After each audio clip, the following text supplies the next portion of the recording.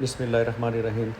आज की हमारी ये वीडियो क्लिप बहुत इंपॉर्टेंट होने जा रही है। आप इसको मिस ना करें, आखिर तक देखें। आपको इंशाल्लाह वो इन्फॉर्मेशन मिलेगी जो आपको बहुत कम पता होगा इसके बारे में। तो लेट्स से चलें। दो क्वेश्चन है जो बहुत इंपॉर्टेंट है। एक के ग्राफ्ट कितना लगा है, ये बड़ा मोस्ट आस्किंग क्वेश्चन होता है। और दूसरा बैक साइड डोनर की कंडीशन इसके बाद ट्रांसप्लांट के बाद। तो आज इनका 8th डे है ट्रांसप्लांट का। देखें बड़ी ज़बरदस्त इसकी हीलिंग हुई है। ये कॉस्मेटिक हेयर लाइन भी बनी है। ये डबल ग्राफ्टिंग आप चेक कर लें, ये सारा डबल ग्राफ्ट हुआ है। तो यानी एक ग्राफ्ट की बजाय दो करके हमने लगाए हैं। इसको डबल ग्राफ्टिंग कहते हैं। एक सुराख में दो करके लगाएं। अब आते हैं बैक साइड डोनर। तो बैक साइड डोनर को देखें आप, कहीं से भी ये साइन नहीं है, आपको कहीं नज़र भी नहीं आएगा कि कहाँ से हमने ग्राफ्ट हार्वेस्ट किया है, मतलब निकाले हैं।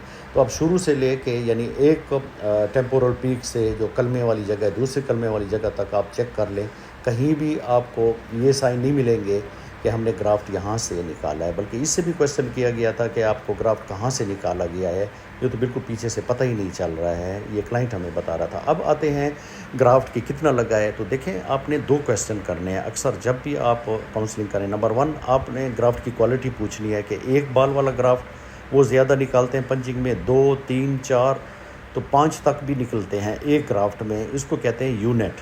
जो 2 और मोर देन 2 हेयर निकालें तो उसको यूनिट कहते हैं। तो आपने ये पूछना है कि कितना आपने थिक निकाले हैं कि थिन निकाले। नंबर 2, आपने ये क्वेश्चन पूछना है कि आपका सर्वाइवल रेट क्या है ग्राफ्ट का। लेट से अगर आपको 1000 लगता है तो उसमें कितने ग्राफ्ट ज़िंदा रहेंगे और कितने मरेंगे।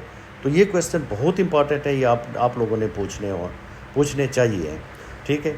और दूसरा एक और जो बैक साइड है उसके देखें बेनिफिट मैं आपको बताता हूँ। सबसे बड़ा फ़ायदा तो ये है कि किसी को पता ही नहीं चलता है कि कहाँ से निकाले हैं, ना इसमें स्कार टिश्यू बनता है राउंड पंच वाला।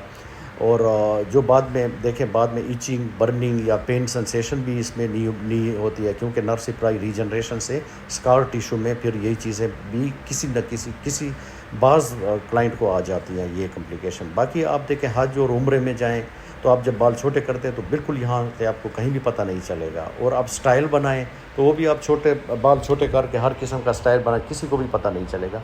तो ये सारे बेनिफिट हैं इसके।